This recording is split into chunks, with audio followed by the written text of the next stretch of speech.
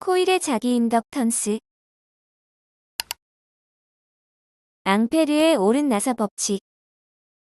직선 도선에 전류가 흐를 때 오른손의 엄지손가락을 전류가 흐르는 방향으로 향하게 합니다. 나머지 네 손가락으로 전선을 감싸 쥐었을 때 네 손가락이 가리키는 방향이 바로 자기장의 방향입니다.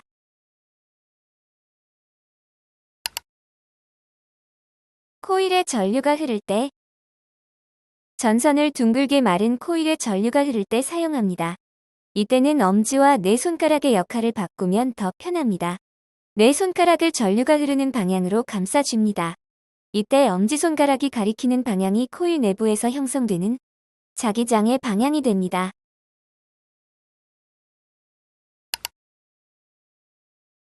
인덕턴스.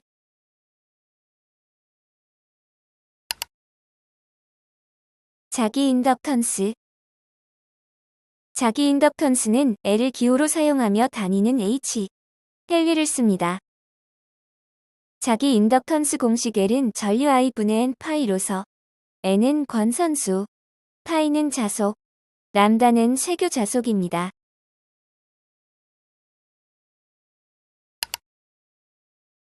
자속. 자속은 어떤 면적을 통과하는 자기력선의 총량을 의미하고 다니는 웨버입니다. 자기장을 눈에 보이는 선으로 나타냈을 때 그 선들이 얼마나 많이 뭉쳐서 지나가는지를 나타내는 물리량이라고 생각하시면 됩니다.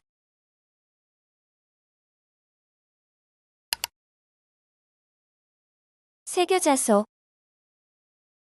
세교자속은 자속이 코일과 몇 번 엮여 있는가를 나타내는 물리량입니다. 그림을 보시면 보빈의 권선이 3턴 감겨 있고 전류아이가 흐를 때 각 권선 1턴마다 보빈 내에 2,1파이 자속이 발생합니다. 각각의 자속은 모두 방향이 같고 가깝게 근접해 있으므로 보빈 내에서 합쳐져서 3파이가 됩니다. 이 3파이를 쇄교 자속이라고 하고 다니는 웨버턴을 사용합니다.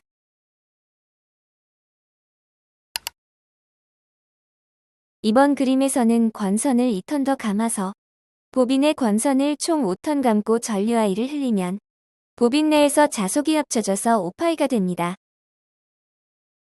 세교 자속은 코일이 여러 번 감겨 있다면 감은 횟수만큼 자속이 더해져서 계산되므로 즉 세교 자속은 더해지는 자속입니다. 정리. 세교 자속은 더해지는 자속이다.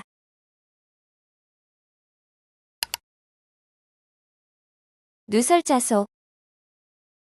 누설 자속은 코일과 엮이지 못하고 밖으로 새어나가는 자속으로서 그림을 보시면 보빈으로 들어가는 전선에서 발생하는 파란색 자속은 보빈 내 빨간색 쇄교 자속과 더해질 수 없으므로 누설 자속이 됩니다.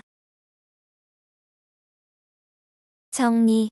누설 자속은 쇄교 자속에 더해지지 않는 자속이다.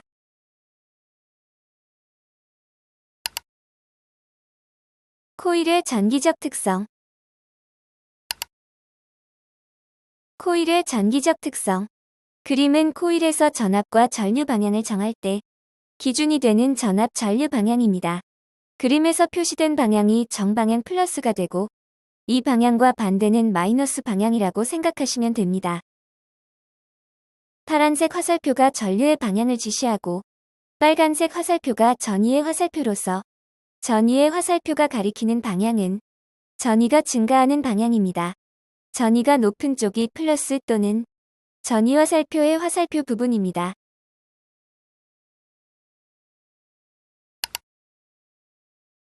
코일의 전류 관성이 나타나는 이유.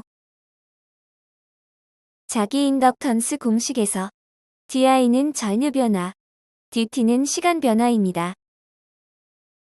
만약 dt, 즉 시간 변화가 0으로 되면 전압은 무한대가 됩니다. 자연은 균형이 깨져 무한히 커지려는 변화에 저항하며 그 과정에서 현재의 상태를 유지하려는 관성을 만들어냅니다. 그래서 시간 변화가 0으로 되면 전류 변화 di도 0으로 되려는 관성을 만들어내는데 이것을 모두 종합하면 코일은 전류의 흐름을 일정하게 유지하려는 전기적 관성을 가지고 있습니다. 그래서 찰나의 순간에 전류가 갑자기 변하는 것을 허용하지 않습니다.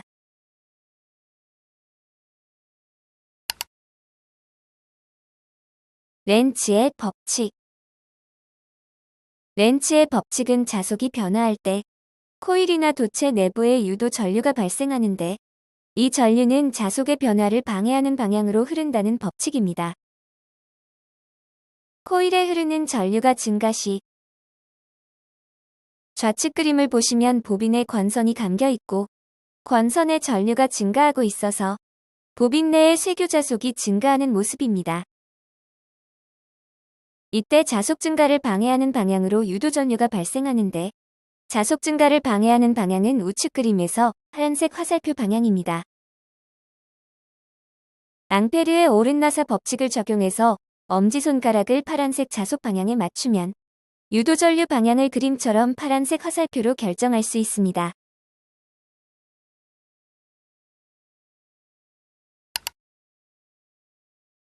전류 증가 시 코일의 단자 전압. 코일 전선에 표기된 파란색 화살표가 유도 전류가 나가는 방향입니다. 유도 전류가 나가는 방향이 유도된 전압의 플러스 방향이 되므로 전위의 화살표를 빨간색 화살표처럼 배치합니다. 검은색 전류 화살표 방향과 빨간색 전위의 화살표가 반대 방향이면 전기 부하를 의미하므로 코일 양단자 간 전압은 전압 강하로 해석하시면 됩니다. 전압 강하의 방향은 앞에서 정한 코일의 기준 전압 방향과 같으므로 플러스 부호를 사용합니다.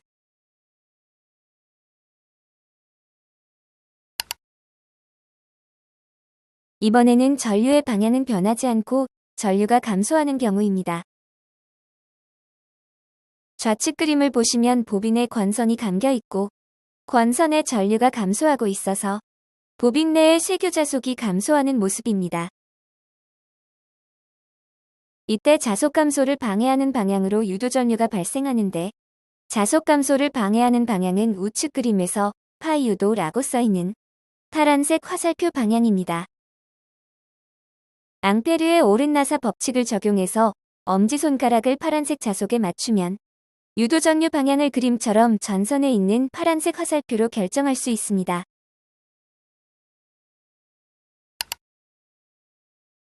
전류 감소 시 코일의 단자 전압.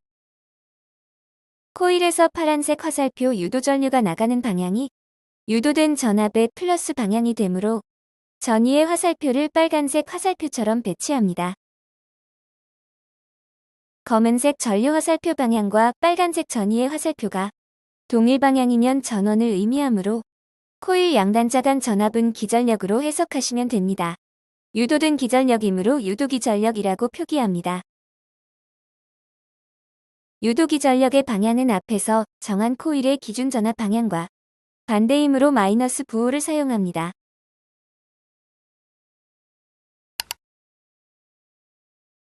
유도기전력과 역기전력.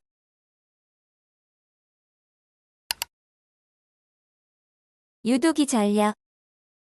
패러데이의 전자기 유도 법칙에 의해 자기장이 변하면 회로에 전압이 유도되는데 이를 유도기전력이라고 합니다.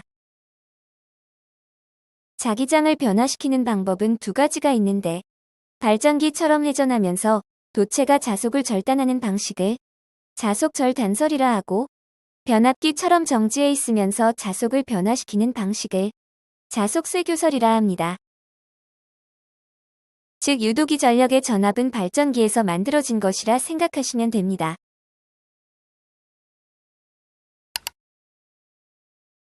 역기 전력.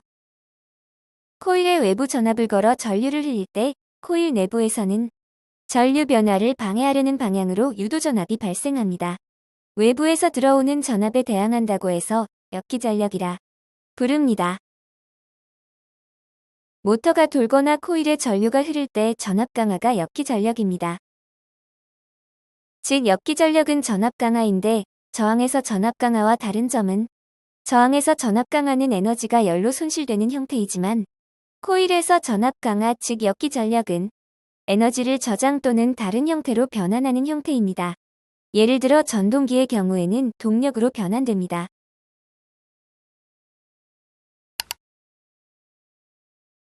코일에 저장된 에너지.